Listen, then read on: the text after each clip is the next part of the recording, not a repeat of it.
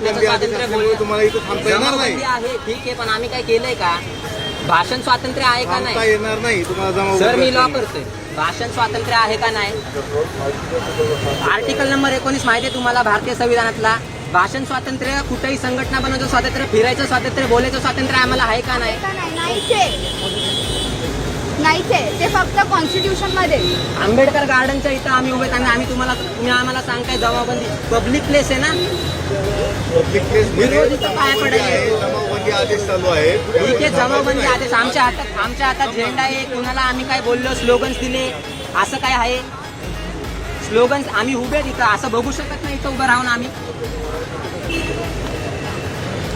Sir कसं आहे, जर आमच्या मूलभूत अधिकारांवरती आड येणार असेल तर स्टुडंटचा आवाज उठणार.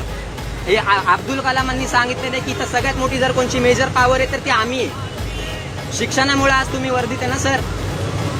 शिक्षणावर जर आवाज उठते तर काय बोलायचं नाही? तुम्ही पोलीस आहे, लाठीचार्ज कमरेच्या खाली अलाउड आहे, पोरांचे डोके फोडले दिल्लीमध्ये, पोरींना कपडे फाटूस्तवर मारले. काय उत्तर आहे तुमच्याकडं? सरकारकडे उत्तर आहे